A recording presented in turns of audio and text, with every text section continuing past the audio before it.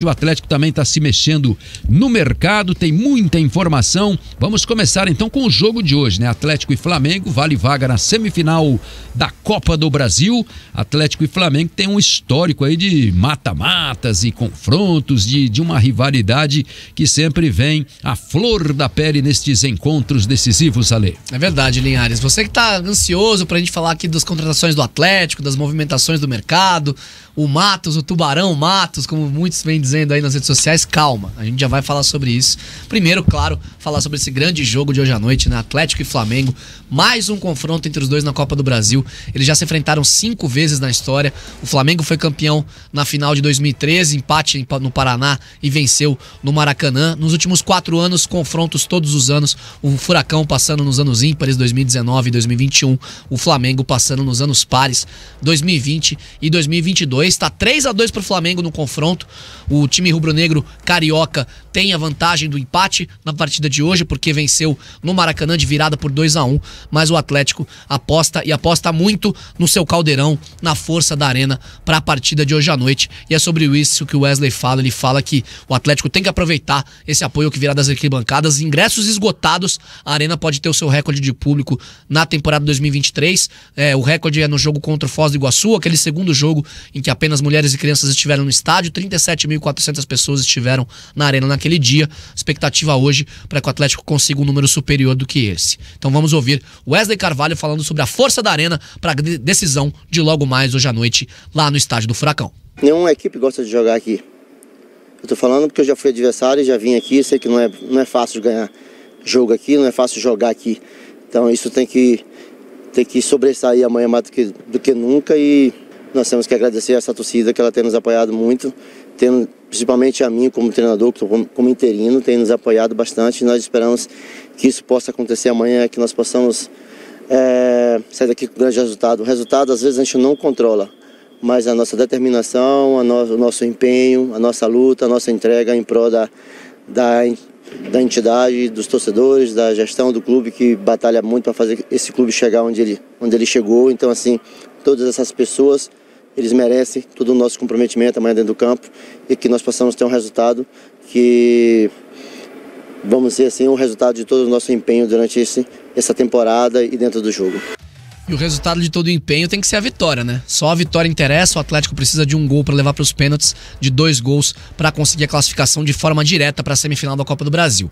E para isso vai ter que atacar o Flamengo, né? Precisa de uma mudança de atitude. O Furacão precisa ser mais ofensivo. Não conseguiu ser assim nos confrontos contra o Palmeiras pelo Brasileiro, contra o Flamengo pela Copa do Brasil e contra o Fortaleza. Esse, claro, com um time muito mexido, o time alternativo do Wesley Carvalho, jogando fora de casa pelo Brasileirão. O Atlético precisa voltar às origens, digamos assim, do comecinho do Wesley Carvalho, quando marcou pressão, foi incisivo nas partidas contra São Paulo, Corinthians e também contra o Alianza Lima na Libertadores. Vamos ouvir o Eric primeiro falando sobre a questão do Atlético ser mais ofensivo na noite de hoje. Nos preparamos para essa partida, né?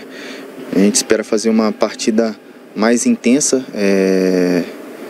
ofensivamente falando, né? Até porque nós estamos atrás do placar. Aqui no Caldeirão a gente sabe que a gente é muito forte. A gente conta com o apoio de toda a torcida, que vai lotar amanhã a Liga Arena, para que a gente possa fazer uma boa partida e, acima de tudo, sair com a classificação amanhã. O Eric falando sobre isso, então, e o Canóbio foi pelo mesmo caminho. Também falou que a atitude do Atlético precisa ser diferente, o time precisa ser ofensivo, incisivo para ganhar o jogo de hoje. Tranquilo, acho que a gente tem que melhorar uns aspectos do jogo. Mais confiante, que a gente tem jogador de qualidade. Acho que a gente deve uma vitória para toda a torcida e poder classificar, que é o primeiro objetivo da gente. Canóbio falando então que o Atlético deve uma vitória para a torcida, e o Atlético vai tentar fazer por onde, pelo menos pelo discurso aplicado na véspera, né, após o treino ontem no CT do Caju, para tentar vencer o Flamengo e chegar às semifinais da Copa do Brasil. Tem uma questão histórica importante.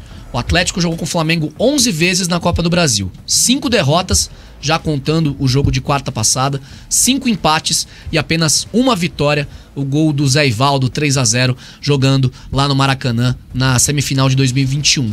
o Atlético vai precisar fazer uma coisa que quase nunca conseguiu na Copa do Brasil contra o Flamengo, né, Jana?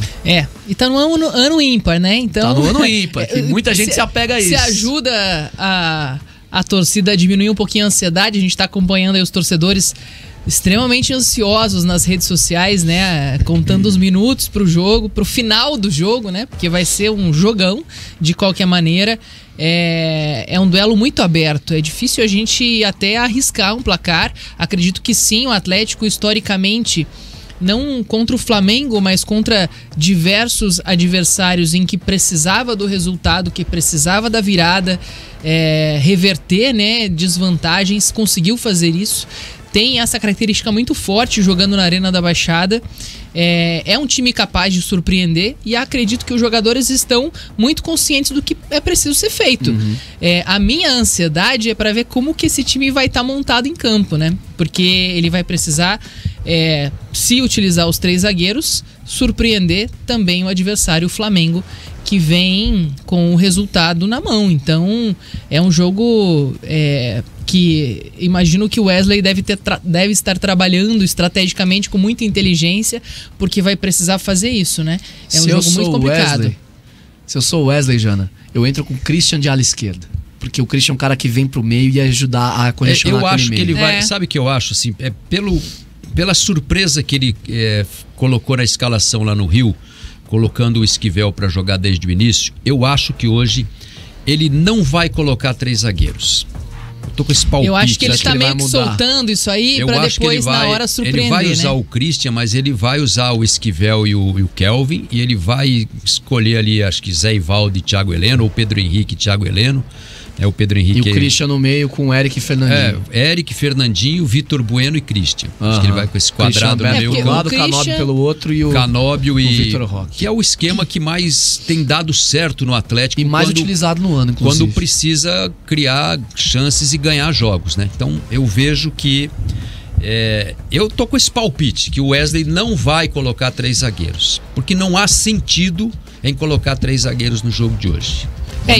E o Christian, ele tem essa característica forte também de poder de marcação, e é um jogador que sai muito, né? Tem força física, é intenso, cria, precisando da velocidade ali para conseguir contra-atacar, ele vai correr muito, vai se entregar, então é uma alternativa possível também, né? Já jogou muito por ali, e agora nesse esquema improvisado, quando não tinha o lateral esquerdo, ele vinha se revezando ali na lateral junto com o Zé Ivaldo, né? O Zé Ivaldo fechando a defesa pelo lado esquerdo e o Christian ali pelo corredor. Então acredito que pode ser sim uma forma de você tentar acelerar o jogo, né? Principalmente no primeiro tempo. Até porque para jogar com os laterais, o Kelvin e o Esquivel apoiando, porque eles vão ter que apoiar mesmo que seja com 2 zagueiros, né? Eles vão ter que jogar muito no ataque hoje.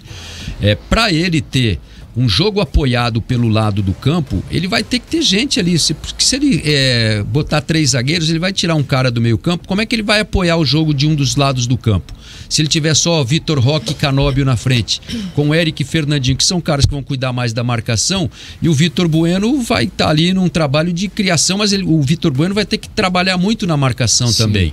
Então ele precisa ter um cara que caia pela direita e um cara que caia pela esquerda para fazer, né, o jogo apoiado com os 2 laterais que vêm subindo para criar jogadas de ultrapassagem, né? É um jogo de xadrez hoje, não é um jogo que, né, você está cumprindo uma tabela, é um jogo decisivo, é um jogo eliminatório, né? Sim, se perder, é um jogo estratégico esquece. De pouco mais de 2 meses atrás, 4ª rodada do Brasileiro. Atlético 2, Flamengo 1 na Arena. Jogou com 4.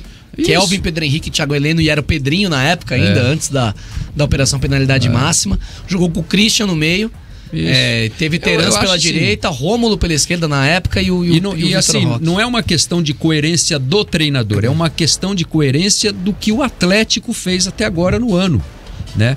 Eu acho que tem que pensar nisso.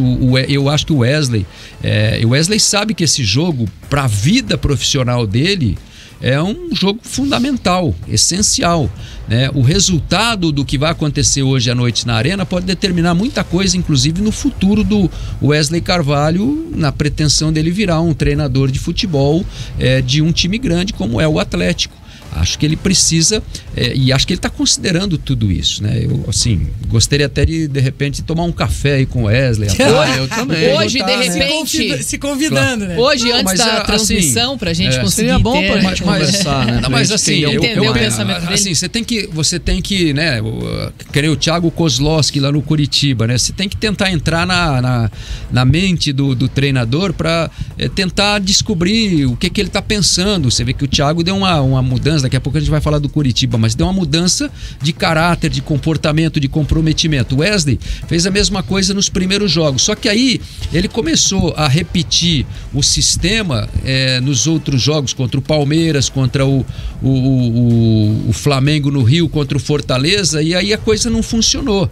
E era uma coisa que, por exemplo, a gente passou o campeonato inteiro criticando o Zago pela teimosia de não abrir mão do sistema. Eu acho que chegou a hora do Wesley abrir mão de um sistema que ele implantou e que para hoje, não é que não funcionou o sistema do Wesley, mas para hoje eu acho que ele não vai funcionar, né? Eu tenho a minha opinião. Como né? você falou, é um jogo de xadrez hoje, né? Falando um pouquinho da experiência dos goleiros, né? É somente o segundo mata-mata que o goleiro do Flamengo vai disputar, né? Ele que ganhou a posição do Santos aí, o Matheus Cunha. Já o Bento é a 18ª decisão por mata-mata do Bento. Acho que se for pros pênaltis, o Atlético garante com o Bento. É justamente isso. Ele garantiu, né? Até As que duas nessa ponto, Copa do Jana, Brasil. E assim, ó, a experiência, até que ponto a experiência dos goleiros ajuda nesse momento? E assim, Do Bento, né, no caso. Uma jogada que a gente até falou na transmissão do jogo de quarta-feira, que vale a pena os jogadores do Atlético terem treinado, não sei se fizeram isso. Fizeram. Né? Treinaram pênalti ontem. Não pênalti. É o fazer um gol da linha do meio-campo para trás nesse goleiro do Flamengo. Matheus Cunha, né? Matheus Cunha joga quase no círculo central, né? É um cara que tem essa característica, ele joga fora da grande área o tempo inteiro. O Fernandinho tentou, né? Foi o Fernandinho que tentou no jogo da ida, né? Um chute no meio campo, mas pegou muito mal na bola. Mas é uma jogada que eu acho que o Atlético pode tentar explorar também, né? Eu acredito que o Flamengo... um golaço do meio campo hoje. Seria sensacional, né? Tem um certamente... gol do Kleberson numa copinha, que ele fez um gol assim num jogo aí de copinha contra não sei quem. Teve vários, o Fred do América Mineiro. O Fred foi na saída da bola, né? Mas foi do meio campo. O Kleberson fez um na copinha lá, tem no YouTube lá, pode servir de inspiração. Né? Mas o Flamengo também deve estar contando com essa possibilidade do jogo ser decidido nos pênaltis, né? Acho que os até dois tem que contar, né? Pela condição, né? Pelo ambiente do Atlético. E o Matheus Cunha certamente também treinou muito essa possibilidade.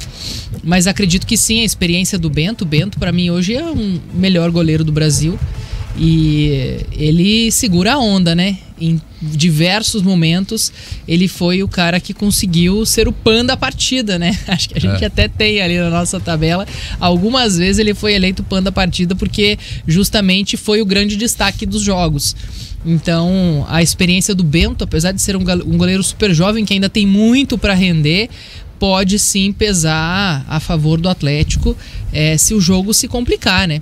Porque certamente você encara um Flamengo com esse olhar, né? De que vai ser um time que mesmo tendo a vantagem, vai manter a mesma postura, né? A mesma filosofia que tem de ser um time que ataca o tempo inteiro, um time que busca o jogo, e o Atlético deve estar também se preparando para isso, né? Além de, claro, imaginar que mesmo que jogue com 3 zagueiros não vai fazer aquela linha de 5 lá atrás, vai ser um time propositivo, mas também defensivamente o Wesley treinou essa semana com o time para que ele também possa suportar toda essa pressão do adversário que vai enfrentar. E teve foguetório, 3 horas da manhã hoje na frente do hotel do Flamengo, né?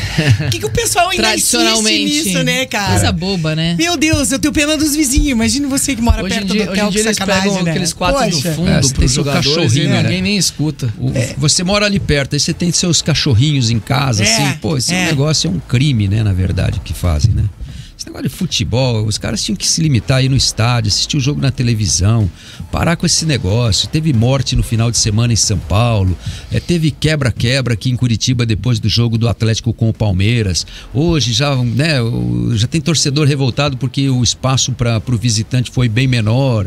Tem notícia de que vão infiltrados e tal, né? Então as pessoas têm que olhar o futebol como entretenimento, como como um lazer, como uma diversão. Pô, eu torço pro time, eu vou lá ver meu time jogar. Se o time ganhar, perder, você fica com o humor de acordo com o resultado. Feliz, né? Triste, for eliminado, feliz se classificar, zoa os seus amigos e tal, né? Mas tudo com respeito.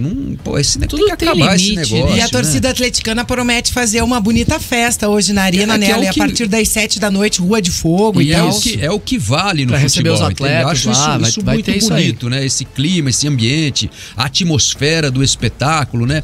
As pessoas têm que olhar muito para a Copa do Mundo, né?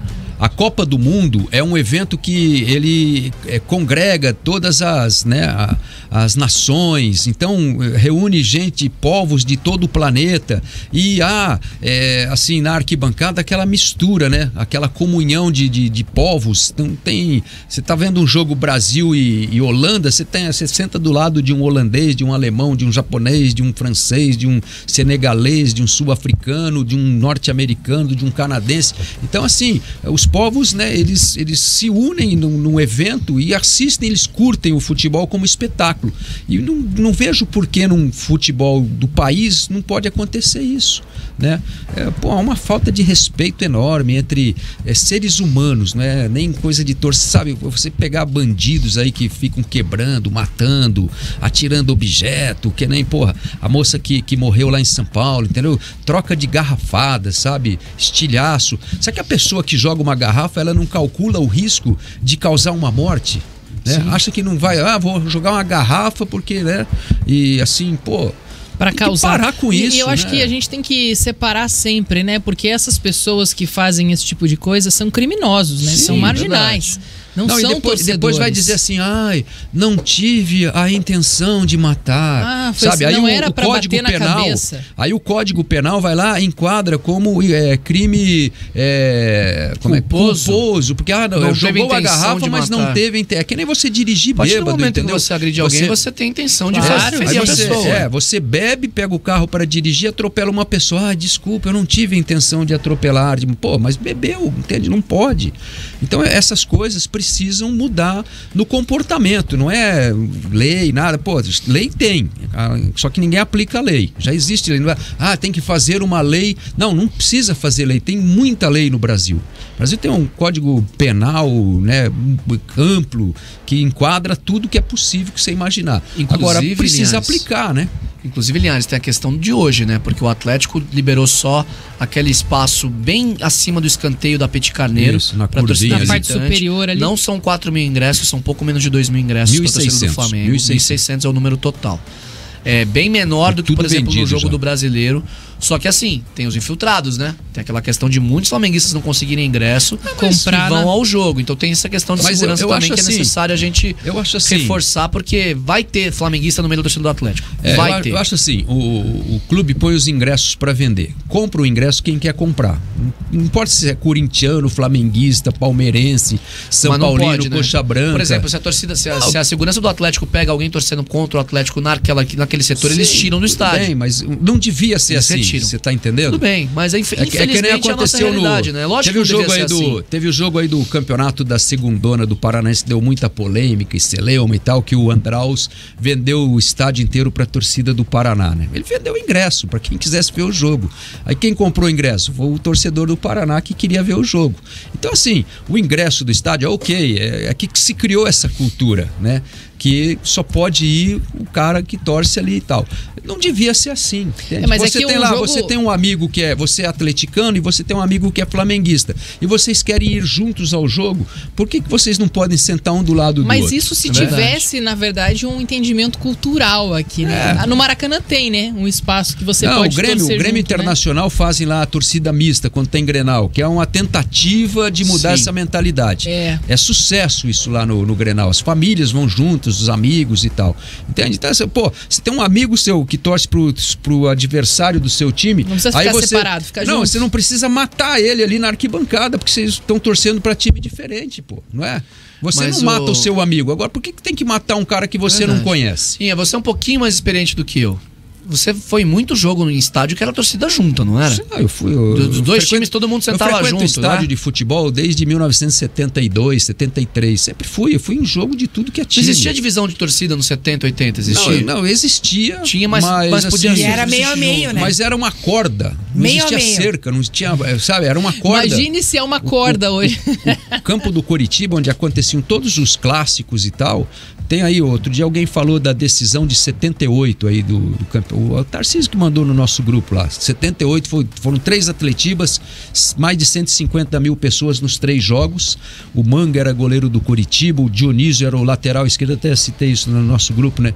O Dionísio bateu acho que umas 600 faltas, o Manga pegou todas, assim, os 3 jogos foram 0-0 e terminou no pênalti.